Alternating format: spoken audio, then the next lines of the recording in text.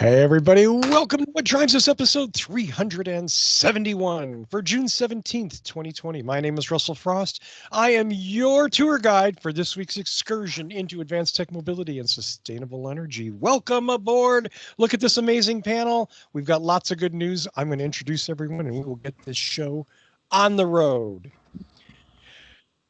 The young lady at the bottom corner, well, at least again, I wish I knew exactly what the screen looked like. She is a writer, director, a voice actor, a multi-talented, multi-pronged. What do they call that? Like there's a threat or something like that. A multiple threat something. Threat was the word I was looking for. Thank you very much, George McKenzie.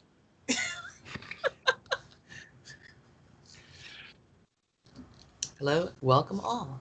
There you go. Thank you so much. And on my screen above her, as though he were located somewhat geographically on my make-believe map in front of me, our man in Portland, Mr. Patrick Connor.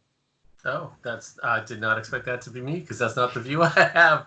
Hello out there, What Drives Us fans. Buckle up. It's going to be an exciting show. Thanks. There we go. And going over next to him again on my screen, your screen's confusing. Well, welcome to the world in 2020. It's a confusing place. Our friend in the Mid-Atlantic region, our source for Tesla software update reviews, Mr. Casey Green. There were 3 of them this weekend. It's all the time. All the time. All the time. Love those. I was literally wrapping up one, and then the thing said, "Boop, new one ready." I was like, "Oh, well, let me hook up the Wi-Fi." If I could tell you how many times you said that on the show, Casey, a lot. It's the nature of the beast. It is. My average time between software updates was under a week.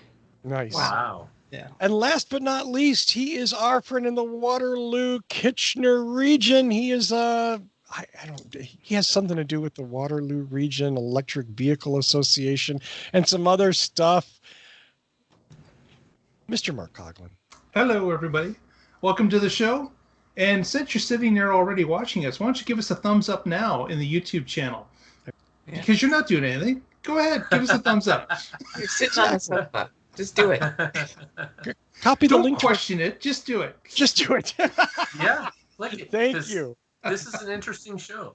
I know it's primarily about cars, but we don't stay in our lane. We're all over the place. Like a drunk driver. I was going to say talking about, being socially responsible, not drunk driving. Yeah, we talk about transportation availability, urban access, urban planning, lots of cool stuff here. And if you don't think they're all related, you're not awake, because these things are all interconnected. It's all about how we get around, what freedoms we have, and whether or not you're allowed to do certain things. Circle of Well said, sustainability. Patrick. Wow. That's impressive. Well, to start off the show, we're going to kick it off with our most controversial news story. No, Mr. Mark Coughlin has a story for us about the best and the worst. Mark, take it away. The best and the worst. We got a top 10 list that's come in from Inside EVs about a study that was performed over pretty good amount of vehicles. Not like this is 10 vehicles that they've done a top 10 list about. They surveyed a number of owners about good and bad battery degradation. And it was surprising that at the top of the list of degradation list, after 1 year of use, the car that ranked the best was the Chevy Bolt EV. Ah! And of course, this is just 1 year. This is all this is based on, is a single year, the first year of ownership. But apparently the Bolt did not have any degradation over that period of time. The closest to the Bolt in second place was the Audi A3 e-tron, which is a plug-in hybrid with only 0.3% of degradation. So that was in second place. So rounding up, number 3 would be the Model 3 from Tesla. It had a 0.6, and then there's a good news, bad news story. The new Leaf, the second generation Leaf, it came up next with a 0.8% loss over a 1 year period. But also in this same article, it goes into detail of the first generation Leaf, which we all knew had some issues when it came to the battery pack. They had definitely, well, some issues is the understatement. There were a lot of issues that they had. They had a replacement pack.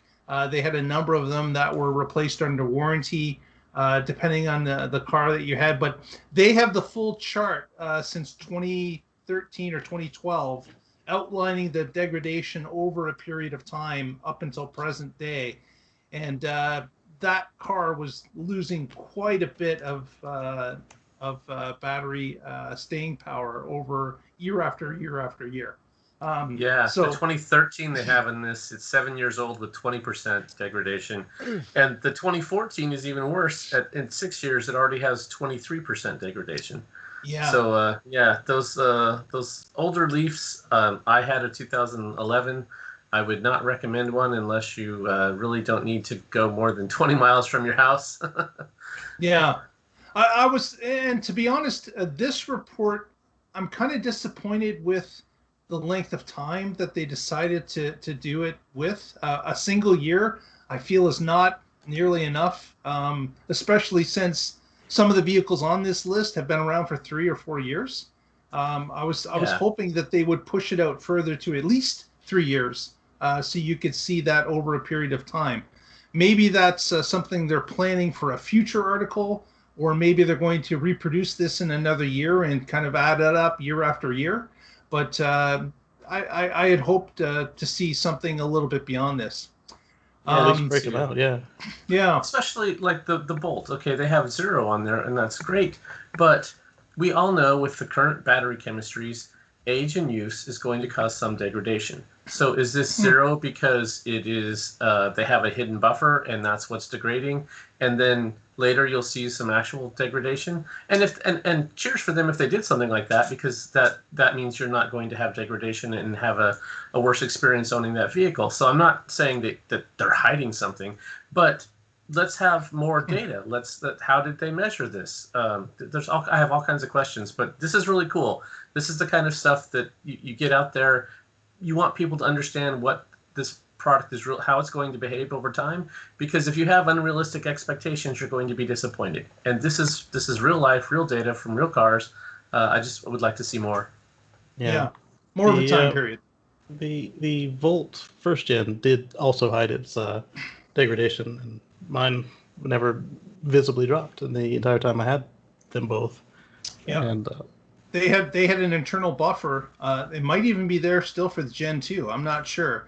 But I know that here in Waterloo, there's a group called Fleet Karma, and they actually noticed after 2 years that the Volt was releasing more battery power after 2 years, and then continued to release a little bit every year to catch up to the degradation that was happening in their pack, which is, as Patrick said, that's genius. People always get the same range, and they're not affected by that for a long period of time. So that's great. Inventive thinking by GM to do that. But it would be interesting to see it over a longer period of time. And okay, so we've covered the top 10, the best. What do you think was the worst degradation vehicle in the 1 year test? Model S 90D. Yeah, it's not that. It should be the Mitsubishi Outlander, the SUV plug-in. It had a sizable loss in the first year as well. And actually, Patrick, you had an interest in that vehicle. You just couldn't get it because it was not available in North America for an extended period of time. That's true. And so my plan was to have a Leaf, so a full battery electric vehicle, and then a Mitsubishi Outlander plug-in hybrid as our plug-in hybrid, so we could go anywhere, whatever car. And so I would have had two of the worst vehicles for battery degradation. I'm kind of glad that plan didn't work out. This story had your name all over it for some reason. Yeah, but the story's not a whole lot better because the Model X that I ended up getting is a 90D. And if you look at Tesla's battery packs, the worst one for degradation among the Teslas is the one that I have. Don't take so my advice to anyone watching this program is before you purchase an EV, email Patrick, ask him what he would buy, and then go the opposite direction. So I also had a 90 pack. I had a Model S instead of a Model X, and it got to the point where Tesla actually replaced my pack with a brand new one and kept my old one. So I'd like to offer a little context to this, if I may. Go ahead.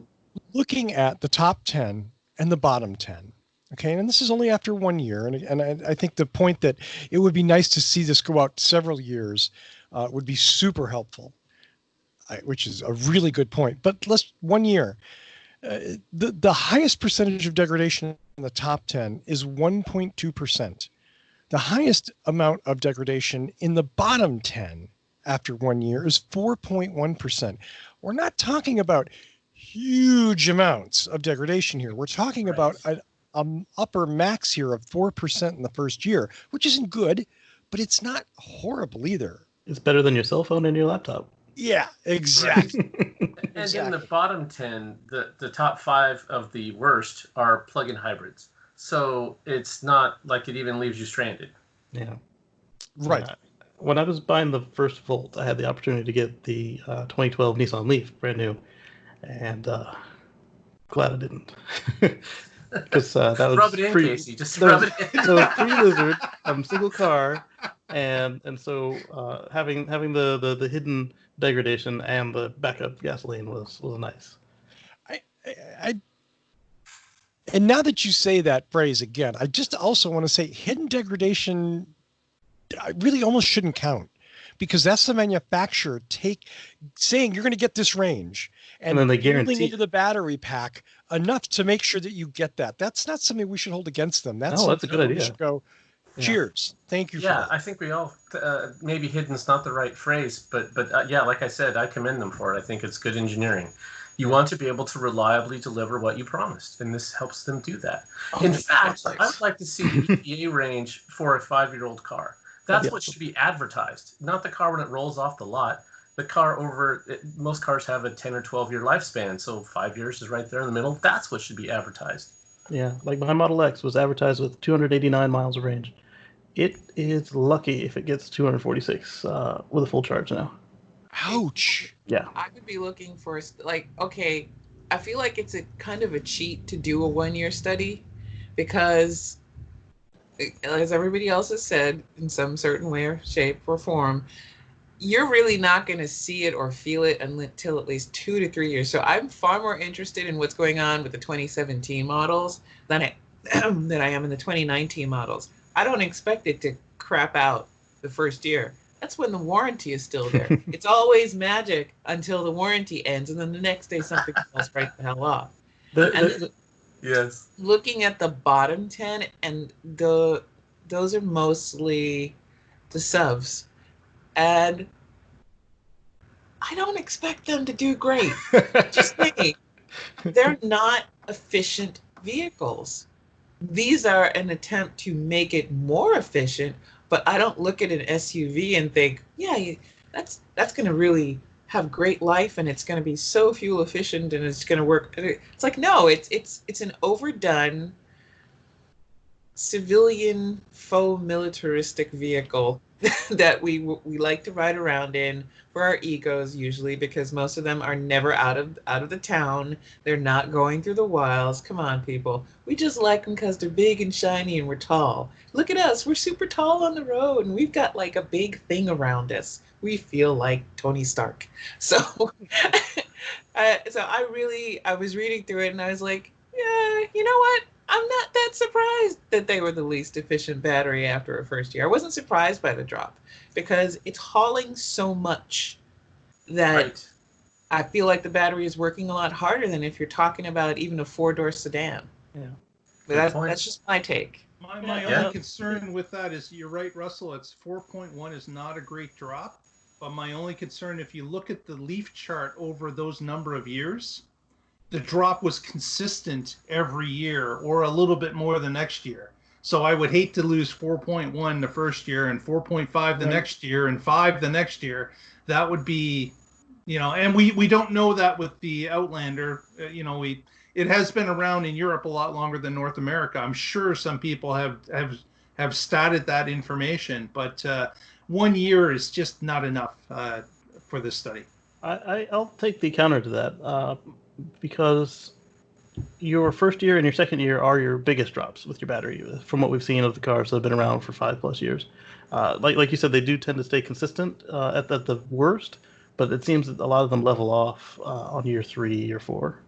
So, I mean, yes, it's going to be lower in those other years, and I'd like to see what that is, but I can't fault them entirely by stopping at year 1. Year 2 would have been nice, though, because then you catch the whole of where most people will see their biggest drops. It's just too bad Tony's not here tonight, because his car, the Toyota Prius Prime, is right there at number 3 on the top 10 worst. You just want... So, Tony should be here. Tony's unfortunately taken a sick day, and we hope he gets better soon, and he'll be back with us next week. But yeah, you guys just want to poke at poor Tony. I've used the Nissan Leaf at 2013. I mean, it looks like the multiplication table for 3. It's like, cool, I can teach my kids to that. At some point, it actually absorbs. Oh. Go ahead, Patrick. I'm sorry. If I were leaf shopping, I would be looking at a 16 or newer. That's all I was going to say.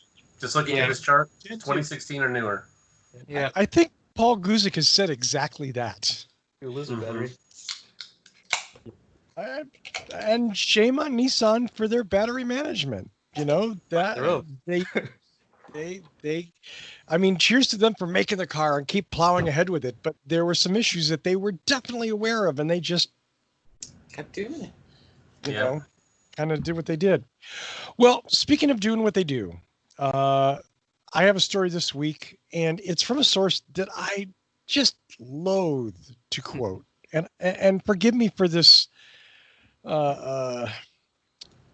preview statement, I guess, but I hate Electrek. It's the worst kind of like pseudo journalism. It's a fanzine, which doesn't mean that they don't publish things at times that are worth discussing.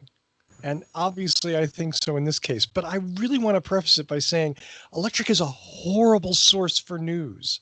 They're not consistent from a journalistic standpoint, and I'll say that. And I don't know that they claim to be journalists. Like you said, if you put this in the fanzine article, they're a great fanzine. Yeah, they're a great fanzine, but I guarantee, I guarantee you they pretend to be journalists.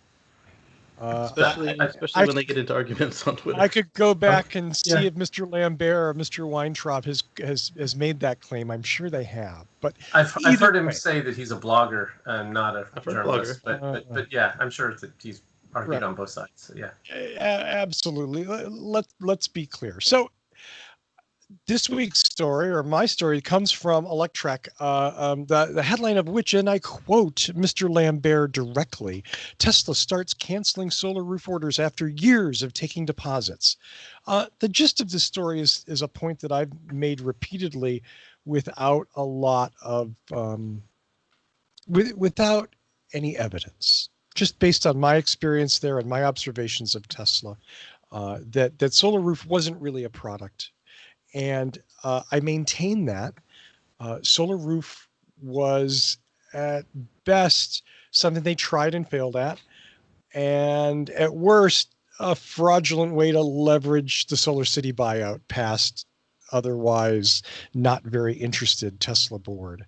The good news for Tesla is that they, at least so far, have survived that. They've moved past it now, and they've pretty much trimmed all of their home energy out of the company.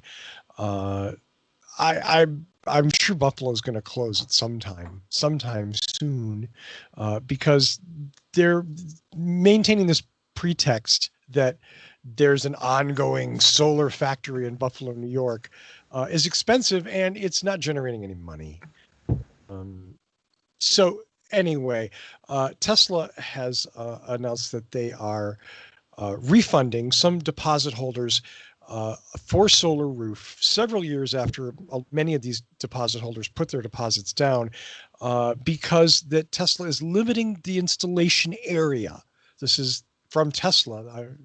I think it's made up, but okay, that they're only going to be installing them in certain areas.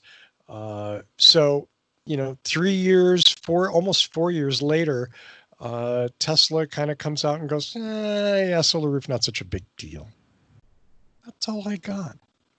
If someone else wants to go ahead. Then I'll take the other side. I'll do Pat's rant. I certainly want to, we've had this discussion previously. Several times, actually. We have. But I do want to put the point out that Tesla was under duress for the Model 3 startup. And they robbed Tesla Energy of employees and resources in order to push everything into the Model 3. They knew it had to succeed. They knew it was their number one priority, and they had to do it. And they did it. And thank goodness they did it in order to get over the hump and make Model 3 successful, and ultimately pave the way for Tesla to continue in a greater fashion. But it is unfortunate that the people that put their heart and soul into the Tesla Solar Roof, a lot of them were laid off, removed from the company, resources taken away. And that would be tough if you were in that industry, especially if you were part of Solar City, seeing its growth and its where it was in place before Tesla purchased it. It would definitely be disheartening. But as it goes, they were part of the Tesla overall group, and the overall group had to make a cut in order to keep everything else alive, so that they could come back to solar at some point, if maybe. But if they were bankrupt, they would have no capability of ever coming back. So I just want to put that out there. A standalone Solar City that went bankrupt could have easily been bought out by Sunrun or somebody else who was the number 2 or 3 position behind them, absorbed that and kept on going. The problem is, and I'm going to disagree with Mark's story. I think it's certainly every bit as applies to the facts as anything I'm putting out there. We just disagree on that. I think it's a convenient cover story. I don't think it's legit. The Tesla buyout was all about pulling Elon and his family out of the Solar City hotspot that they were in. I don't think it had anything to do with the idea that them killing it off because they had to save the Model 3. They killed it off because it made no sense for them, because they didn't know how to do it. My opinion versus Mark's. So back to the premise of the story. Last month, I was calling them because I was sick and tired of working with local solar companies that go to business, and I'm looking to purchase a new home. And the rep didn't shy away from offering me the Solar Roof, but because the last time I got a quote on it, it was the price of my house. I wasn't that interested in it. I was like, just get me a quote on the panels, and he's like, well, just pick what size you want off the website, and we'll take care of you. And that's like, hey, looking at my zip code, what's the process here? Because if I buy a brand new house, I might as well get a new roof. That's what Elon keeps saying, right? So let's put it on there. He's like, yeah, we can do that right now, but you gotta take the old roof, and then. So basically, I had to buy a house with a roof because the builder's not going to sell it to you without a roof, and Tesla won't warranty if it comes from if somebody else puts it on other than one of their partners. And so, the fact that they didn't say no, does that mean I'm in the area, or does that mean that they hadn't firmed it up yet? I don't know. It's a convenient catch-22, isn't it? And they won't tell you. You got to pay first. Yeah, I find the whole discussion. Well, I find the whole issue in this article to be very poor customer service. And I'm surprised with Tesla. I'm definitely not surprised. Oh no, I mean they have the it's worst customer service I've ever seen ever since Model 3 right. came out. There's a level of arrogance that goes on here, and I just feel like it's tremendously bad customer service. It's a bad way to handle people. It's going to leave a bad taste in their mouths.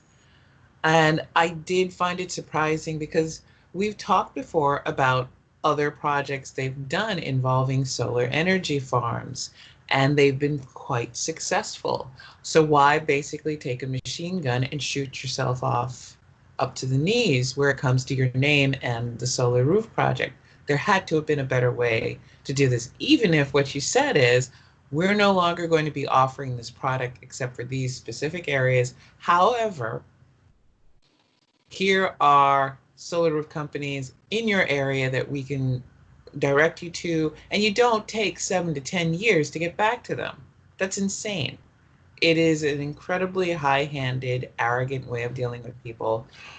And you know Tesla? what?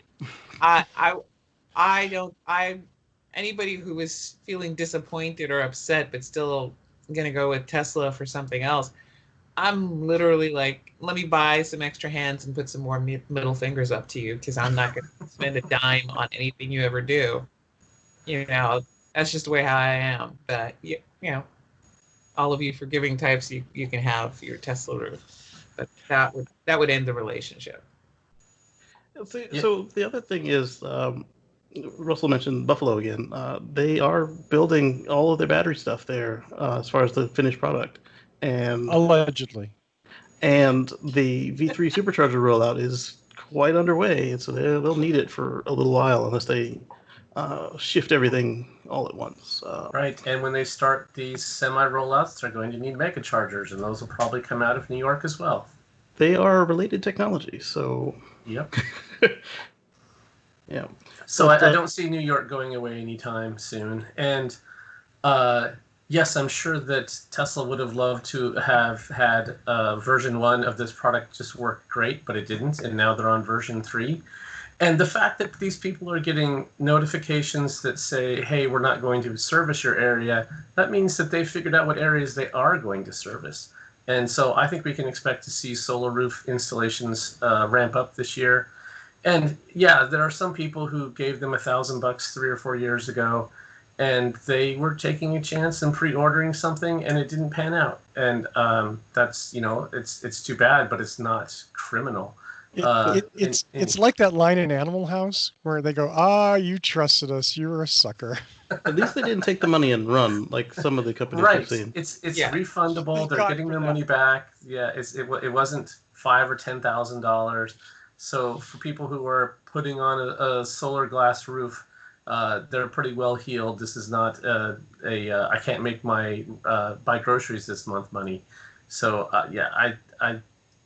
I'm excited to see these roll out later this year. That'll be when it's cool. This is just a little insignificant bump in the road. I have seen several of their Powerwall partners actually come out and installing solar roof. So these are non-Tesla companies, non-Tesla employees. They did have a business relationship very recently. They are now installing solar roofs. And so I'm curious to see how this all plays out. I don't know that this is a 30-minute discussion, and that's not me shutting anybody down. But I do want to say this to Patrick, in that when you talk about V1 versus V2 versus V3, that means you believe the timeline that you've been presented. There is no evidence that they're 3 distinct products, right? Well, they showed them to us. You had the single tiles on Elon's roof, and then you had the double tiles on some other employee's roof, and then these V3s that we're seeing are 4 tiles wide. And they're being installed by third parties on people's houses, if not Tesla themselves. Right, and that was to cut the install time and limit the amount of wiring between the panels. So that meant the panels kept getting bigger and bigger, and they had to keep them aesthetically right. They had to work on the mounting system. They had to make sure that the couplings between them could handle rain and all the other elements being outside for 20 years. Yeah, so there was difficult problems, not insurmountable, and it took time. Yeah, you do have quite a warranty on them. What you're telling me then is that they were able to build a few prototypes of each one of these alleged iterations. And make improvements no each time. single one of them has been in mass production yet. Right. Well, they're in production enough that they're willing to let a third party deal with it. No third party is going to want to jump on board with something like that. Come on. That's a beta like that. Are you serious? Yes. You're telling me that no contractor is going to take money to install something because they don't believe in it? Well, I mean, who's going to like put themselves out there on the line for the 20 years that the thing is warranted for these days, and order an inventory of it if they think that it's not solid? Most contractors I know are always constantly saying, you don't want to buy that one, buy this one instead. So, Russell, if they rolled out version 2 and it had problems and they had failures and had to do replacements, you would be saying, I can't believe they rolled it out when it was such a pile of crap. And now because they waited to get it right, you're like, oh, it was all fake. They weren't making them. No. That's bullshit. That's bullshit, and I'll tell you why. I don't mind them iterating the product to improve it. What I mind is saying, holding this up, here it is, it exists, look at these houses, it's on these houses, here it is, you can buy it now. That's what they did. Okay? It wasn't, I love it when they iterate. I've said that about over-the-air updates and software on cars. I question the non-model yearing vehicles, but I get it. Okay? It's part of the way their innovation. That's fine. I don't think that's fair to say that my criticism is because they were making the product better. My criticism is because it's still not a product. That's my criticism, is that it's a fake product. They're doing this to cover their ass. There's not thousands there isn't even hundreds of these things out there. Okay? There's a few dozen. I was going to say dozens. Prove it. I was going to say dozens. When you said it. Yeah, maybe that's the problem that I have with this, is that it's still not a product. Just my opinion. The other thing I noticed when I went to the Tesla site to look at this to kind of check out the unlimited lifetime Infinity warranties, no longer unlimited lifetime in Infinity. It's now 25 years. Yeah, that happened with V3. Yep. So V3 actually made it worse. Yeah. Their argument for that was that they didn't guarantee the generation beyond that, so why guarantee you're just gonna have glass up there? Glass should be stable. Cheers to Tesla for making the warranty more realistic and not some bullshit unlimited lifetime. Unless an asteroid hits us, we're going to replace your loop. Okay, cheers to them for that. But again, it's this dishonest approach that I have a problem with. That's all. Are they being dishonest or too enthusiastic? Like, do they believe their own Kool-Aid? Okay, I'm going to say as a marketing aspect, they are selling what they have not actually started to produce. It is okay to take pre-orders with a very clear idea that you are taking a pre-order. We do that on things like Kickstarter and a number of other platforms that are about funding people to get a great idea going and to get it on the market. And if you fully understand that there is a solid chance that they won't be fully funded or they'll run into production problems, it's, sometimes you'll get your money back, sometimes you won't. But this is a name, whether or not Russell likes it, Tesla is basically a household name. It's a brand. It's got to have a reputation that it follows through on. If you are selling something and saying it's going to be available, and then a few years later on you go, Kickstarter's a really good analogy because every product they've ever come up with, except for Model Y, including the Semi, Roadster, and this roof, have been massive Kickstarters. Yeah, and that's really what it is. But at least say it. But they don't have the same element of risk as an investment. True. When you purchase, because Kickstarter is an element of risk. You have to trust that these people are going to come through, and there's more than enough cases where a product is on Kickstarter, it looks great, the prototype looks great. I mean, I just bought something that was supposedly not quite in line manufacture, but I thought it was a great product. I really wanted one, and I ordered 2 of them for myself and for my stepfather, and I eventually had to go back and chase them down because a month later, still no package. And it would have been great for me, it would have been great for him, because it was a cool LED light glove that the lighting was actually on the knuckle, so when you were working with your tools, you didn't have to put like something in your mouth to hold it there. So if you're working in plumbing or you're doing fine wire work, and he's always doing something like that, and sometimes I'm doing some carpentry work or some work in under cabinets and things like that. And I was like, oh, that'd be perfect for my production kit. But that was a risk. But I paid through PayPal just so I could also have keep in mind that you're right. With Kickstarter, there is a risk. With Tesla, everyone got their money back. Yeah, that's the thing. But they lost time, and They lost time. They lost And the time. value of that money. They didn't get the product, but they did get their money. They got their money, but they lost the value of the money and the value of the savings of the roof. That's what let me change the context of what Mark said, because it's really important. And I think George's point that I get it. Like, you go to Indiegogo or Kickstarter, you know there's a risk. Oh my God, I may never get this thing, but if I do, it's really cool. Tesla's a company. This isn't GoFundMe. This isn't Kickstarter. This is a company selling a product. If Ford did this, would you guys be like, hey, no big deal, no harm, no foul? They got Ford their money. Did do it with the Mustang Mach-E. What? Mustang Mach-E. It's very much the Tesla style of rollout of all their products. Have they canceled it? Have they canceled it? Yeah, that's what we're talking about here, though. But none of their products have been canceled. Only these people in this area aren't getting them. So, I mean, you're out of the distribution area. That really sucks. Well, has Ford said no one's getting a Mach-E in Michigan? No.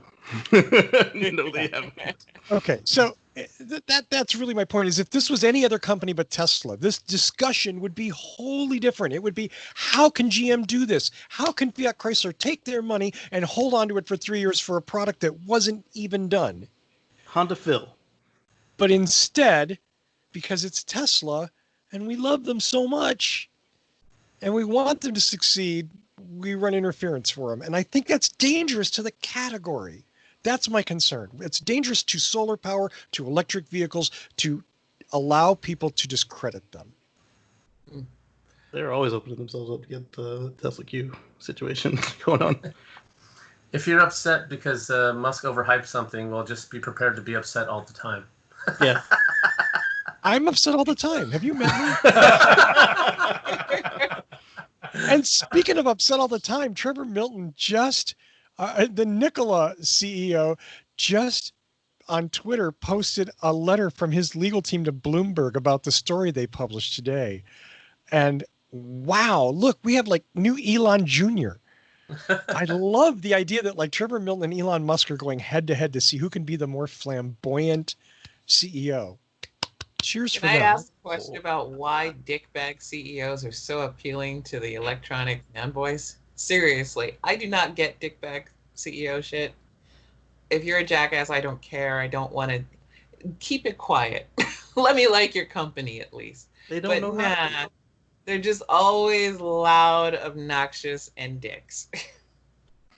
Well, if you don't want to just do things the way everybody tells you they should be done, you kind of have to have an attitude to say, you have to be that sort of a person who's, what's the saying?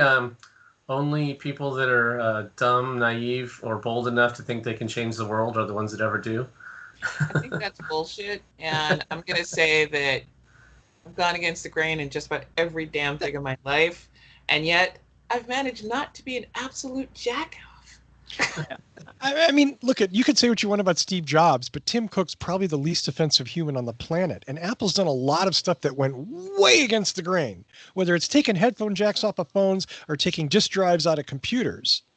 Right. They weren't someone who was a nice guy could have got it off the ground in the time.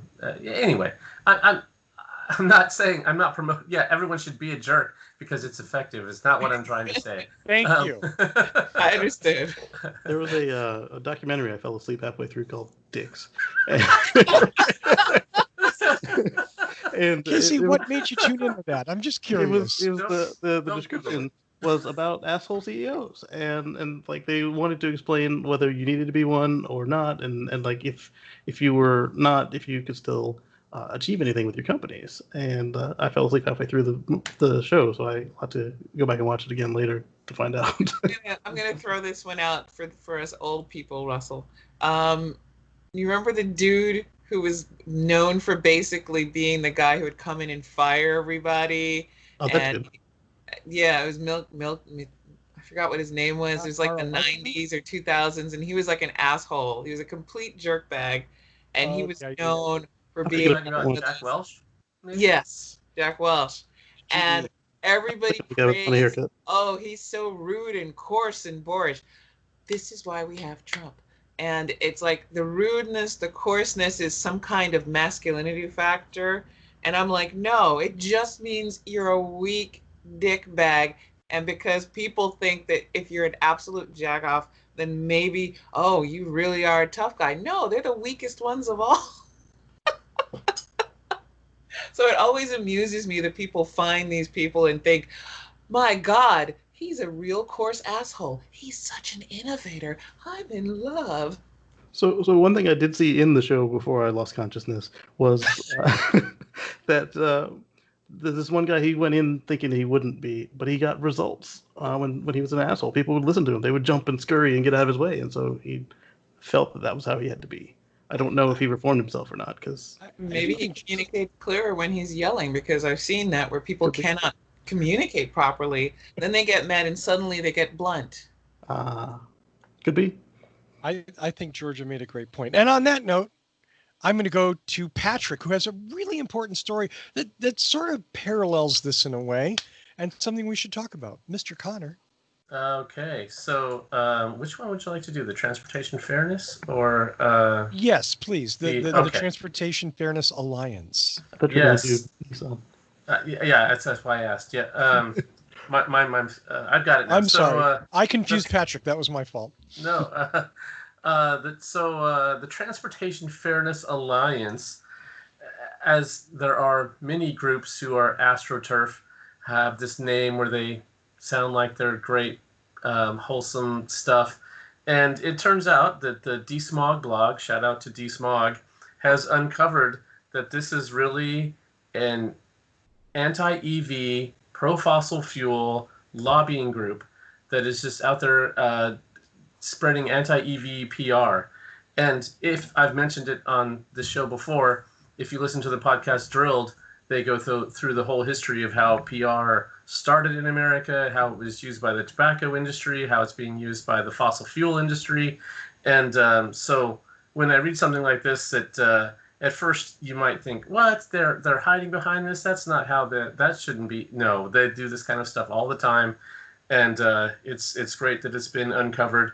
There's they hide behind this whole thing of, oh, we're just trying to provide low fuel costs for farmers, and no, they're lobbying to get more incentives and tax breaks for fossil fuels and to put up barriers to electric vehicle sales. There you go.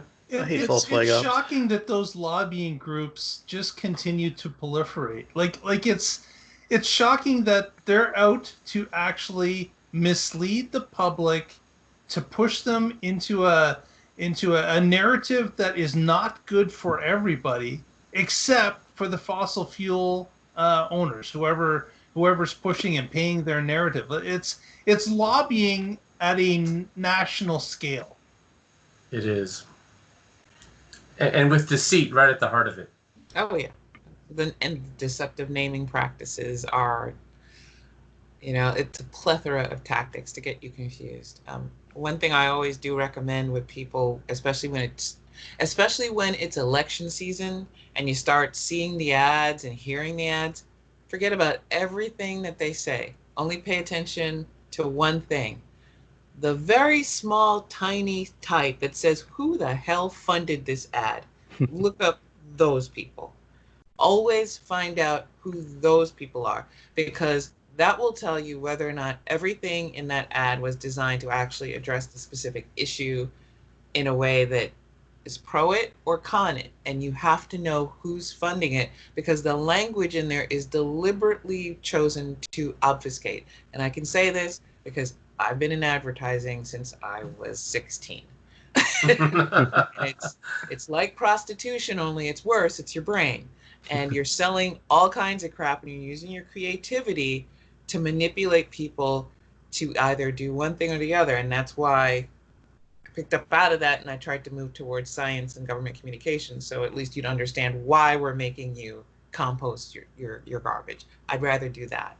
But this is infuriating to me just because I've watched it and I've always been interested and involved in politics and how language and art manipulates the people that how they perceive things and what they interpret from it.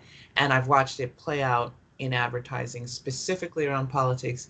And each issue, I can always find an example of something just like this, where there's a group that has a name that is supposedly, I love birds though, the Water Bird Protection and Free Open Spaces Act. It sounds wonderful. I'm voting yes for it. And then you read who's funding it, and it's like, no, we actually want to. When they say free open spaces, I mean, don't charge us to go drill in a national preserve.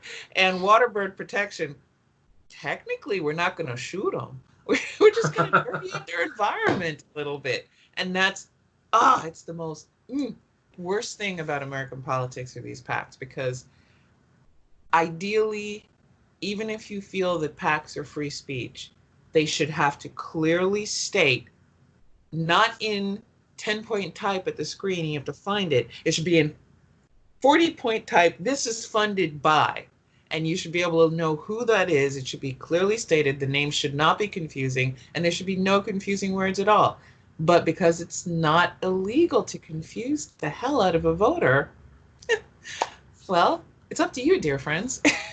Well, it reminds me of that sunshine protection bullshit that Florida tried to pull a couple years ago. Oh, yeah. Where if you voted yes to protect the sunshine, whatever, you were making it so that you couldn't use solar power at anywhere. Yeah, or water bills where like you can't, if you think you're protecting the water, it means you can't have a rain barrel. Yeah. Protecting the water from you. Yes. From you using it for free. Yes. Giving it to Nestle.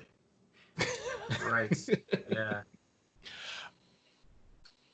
A little more transparency and honesty would certainly do us all a lot of good, wouldn't it? Plain English.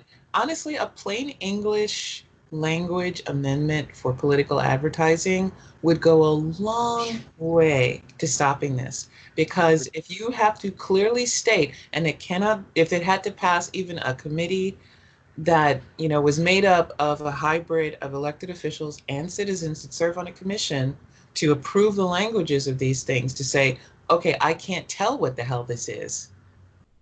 It would go a long way to stopping it. I don't know if it's possible on a federal level. I'm only good on that where it comes to local politics.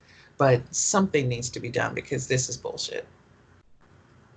I agree with that. Patrick, you have another story for us that has nothing to do with this. Right. Yeah. Let's but go it's on. equally as interesting. Yes. It's interesting. Yeah. Let's move to so we talked about Nissan and the Leaf and how I had one way back when, and actually from 2011 to 2018, so not all that back when, but the CEO was Carlos Ghosn back then, and he was CEO at Nissan and Renault. He was CEO and president, and then he was also the chairman at Mitsubishi. So these three had an alliance where they each owned some of each other's stock. And Nissan was in a really bad spot when Ghosn came in, and he cut costs. They had redundant models. He simplified all of that and really saved the company from bankruptcy. And then, when was it? Last year sometime, I think it was.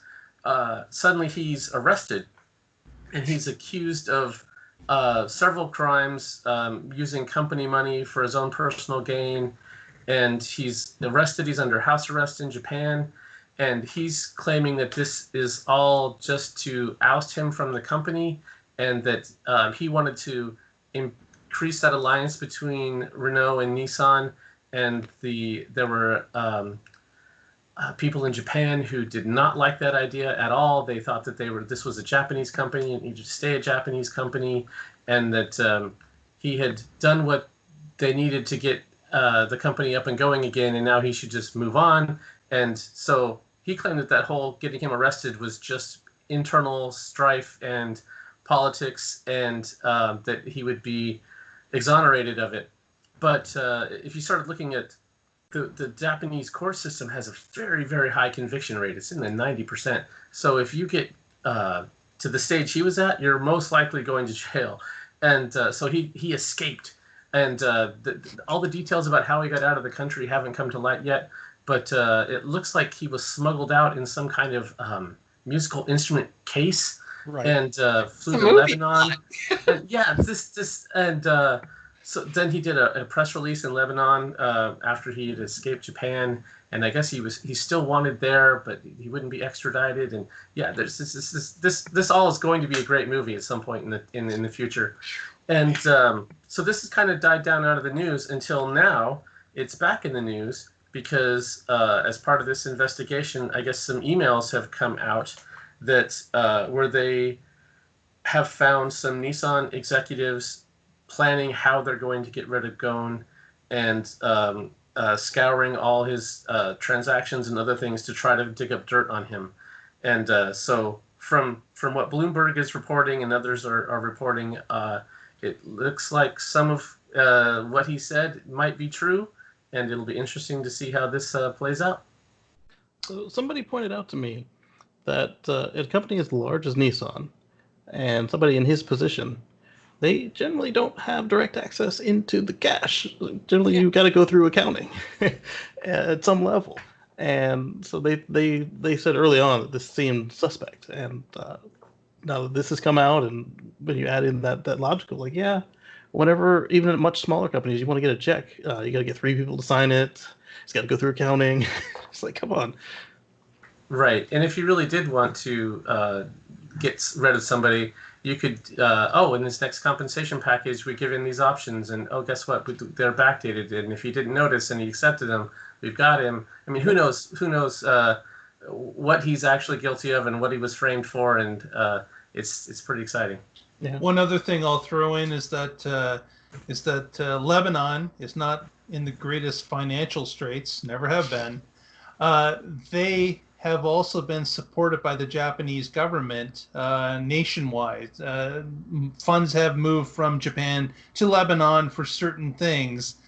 Apparently, Japan had started to lock down money going to Lebanon because of the non-extradition that they could never get this executive back, and they were starting to apply pressure that way as well. So I don't know how far that went, but that was a news story about 4 weeks ago. So is it all this to just save a golden parachute, like kick him out without having to? I think, I think the prosecutor in Japan obviously believes they have a case, and they were going to, like Patrick said, that they're pretty strong on convictions once you're in the system. Yeah, but They must have been really upset and have egg on their face that this guy got out of the country inside a musical case from his house. Yeah. So I understand why Japan might want to catch him back, but I meant like the fact that Nissan put him up like this way. Would it have been to save a few dollars on getting rid of him a normal way? Well, as Russell was saying, though, the actual Nissan, some people there were feeling that they were stepping on their rights as a Japanese company. Yeah. There was going to be a merging that was going to happen to dilute the Japanese out of Nissan. They didn't want that to happen. Yeah. I'm gonna stand on that, because I'm gonna say no. If he was willing to take a golden parachute and say sayonara, I'm going back to Renault, and we can have this very loose partnership, I think they would have been okay. There's a level of xenophobia in Japan. And he's an outsider. He's an outsider for sure. He's an outsider. I mean, you got to ask people like I think the past Miss Japan, who's Black and Japanese. Talk to people like the Ainu, the indigenous people, where it comes to Japan and anybody not enough Japanese. Even ask some of the people who are maybe Nisei here in America and what it feels like to go back.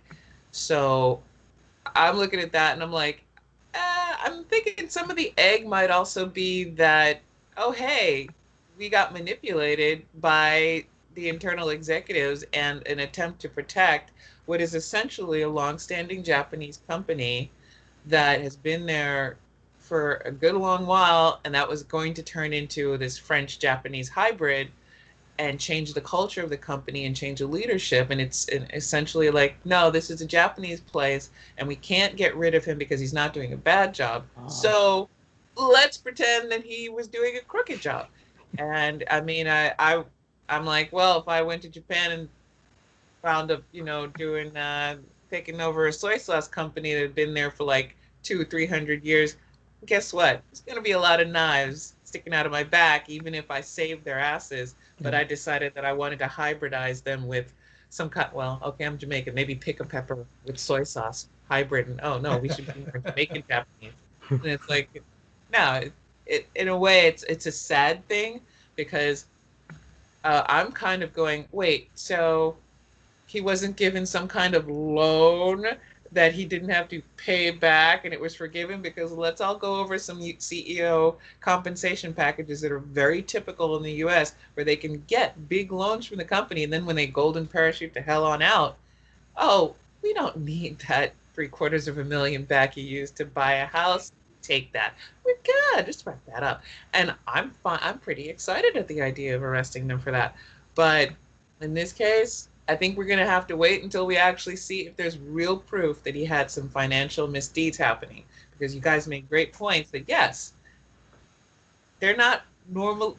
This isn't a small company where he could write himself a check and forge something and create a fake invoice for something he paid and then he pockets it. This is a multinational company worth billions. So where's the proof that he had financial misdeeds? So looking a little xenophobia happening right there. But again, great movie. I'm excited to see who just decides to direct it. I'd watch it. Maybe not even fall asleep in the middle. Yeah. Well, let's hope it's not a documentary. I love documentaries, but that one just didn't do the trick for some reason. Ouch. Well, our final story today, this week, comes from Patrick, but he's not going to talk about it. I'm going to talk about it because it's not the Patrick show, and if he wants a show, he can do his own damn show. No, I mean, will you produce it for me, Russell? Patrick loves to troll me, and he does this because he does the news feeds for What Drives Us, Facebook and Twitter. Am I missing something, Patrick? No, that's it. I want to make sure I'm not ripping you off because you do a lot of work, and that's very cool. Anyway, he loves to. This was not a troll. This was not so much a troll. It wasn't. But a company called Rumble Motors is moving their production from, of all places, Sweden. Yeah, Sweden to California. They are going to be assembling their they have an electric bike and they have a small electric motorcycle, which I like, not because the electric motorcycle is probably one of the ugliest bikes I've ever seen. But they're not crazy price. The electric bicycle is a 750 watt motor bike. It's $2,800. That's not bad for a cool electric bike. And the really ugly electric motorcycle is $4,600. Which, it's limited in what it does. And like I said, it is ugly as sin. But if you like that sort of old school cafe racer kind of thing, it's cool. And I'm glad they're going to be making them here. I hope they're successful.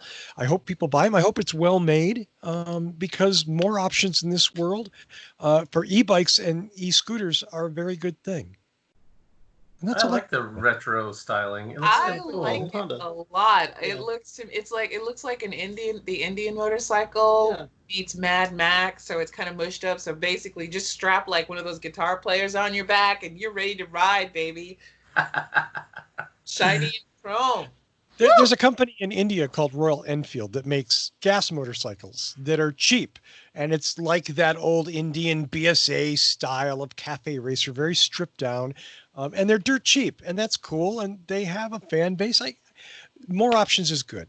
And more options made in the U.S. is good. I'm sorry, Mark. Nothing personal. So it's North America, be inclusive. In North America, that's right. I should be inclusive. Made in North America is good. Mexico and Canada are our friends. NAFTA. I'm for anything made that has reduced shipping. There we go. Thank you, Georgia. So that's all. So thank you, Patrick, for that story. That was a good one.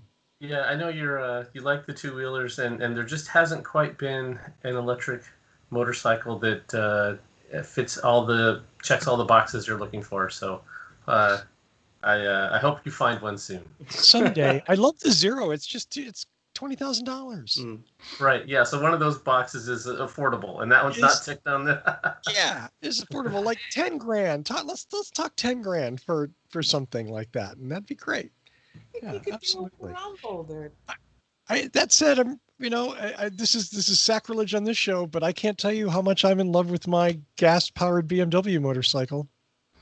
Went for a ride today. Oh God, I love that bike so much. So, what kind of MPG does it get?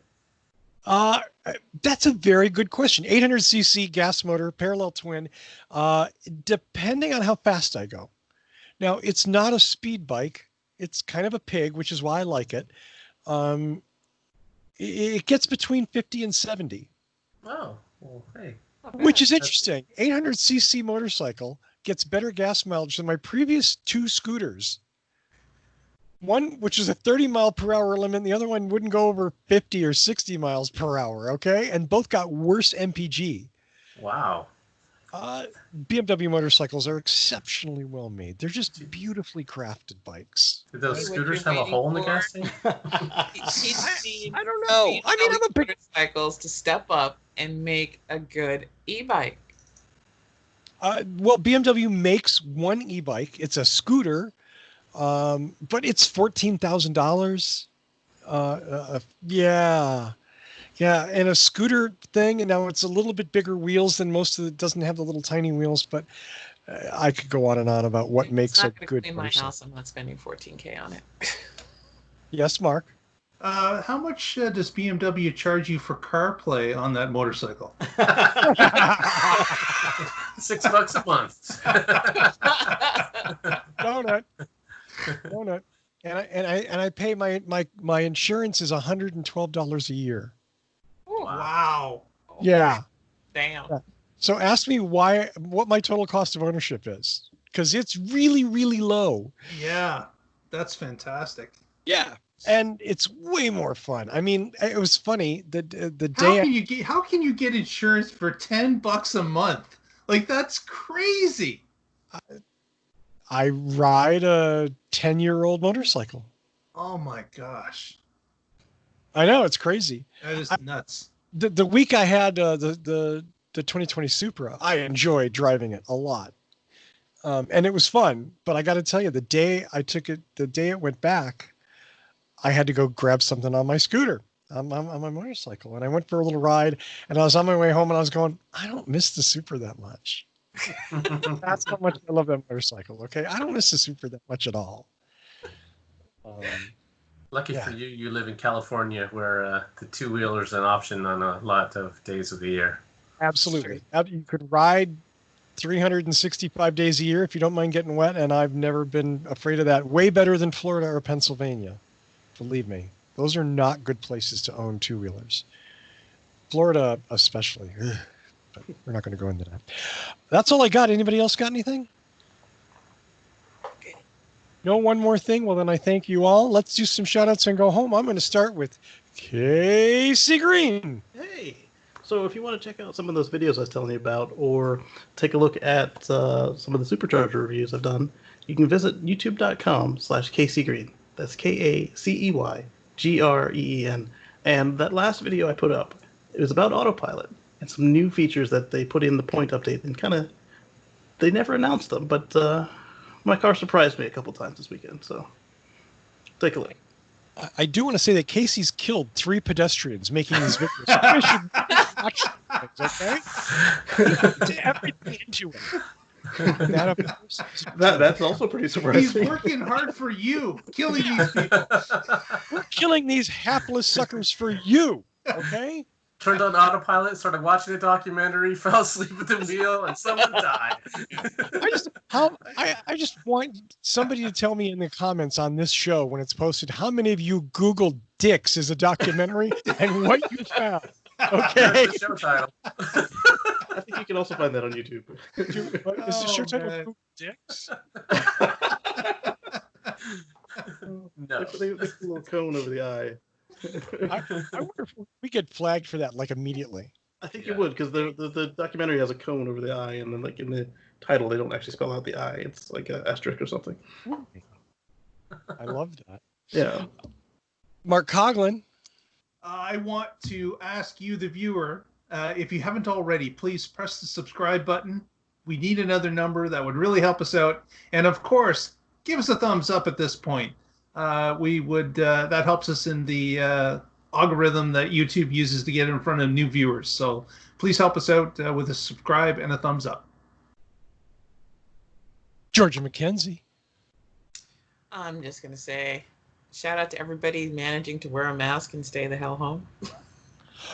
Can I add something to that, Georgia? Please do. Shout out to everyone wearing a mask over your nose and your mouth, you fools! Your nose and your mouth, both of those things. Over it, it's like your pants hanging down below your dick. Please.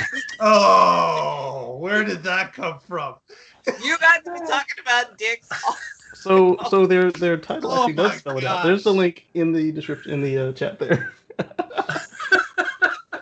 Oh, this show just Here. got flagged hard. Not here. It's That's not in your beautiful. neck. Unless you put it That's in so your neck. beautiful. But shout out to all those people, and God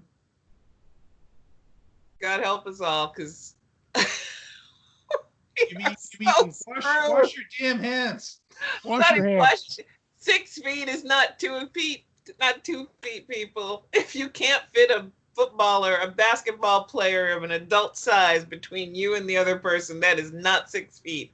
And I am tired of thinking, I really got to come out here now with a measuring tape so I can just be like, get the hell away from me. But shout out to those of you who are still managing to protect yourself and the people around you, because the big problem with COVID is not that people feel sick. It's that people are asymptomatic carriers and they don't know if they're sick.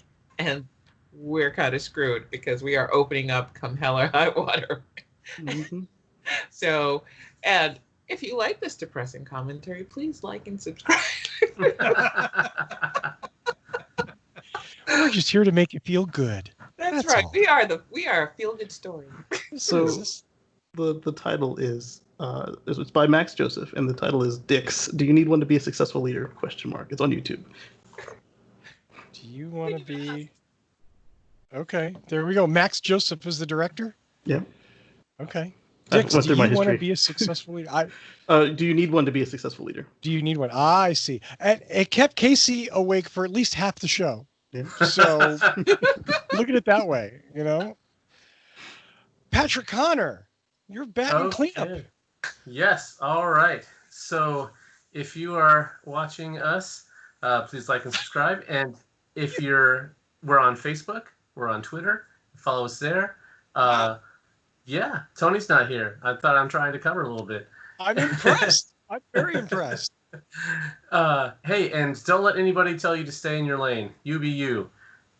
If you want to follow me in my writings, I occasionally write at carswithcords.net. You can find me there. Thanks. Absolutely. And of course, oeva.org, one of the best Twitter follows there. And we always, I don't thank Patrick enough for doing the news on Twitter and on Facebook. As always, I want to thank Michael Mannering for our amazing theme music. Visit him at manthing.com. Buy a song, buy an album, buy something.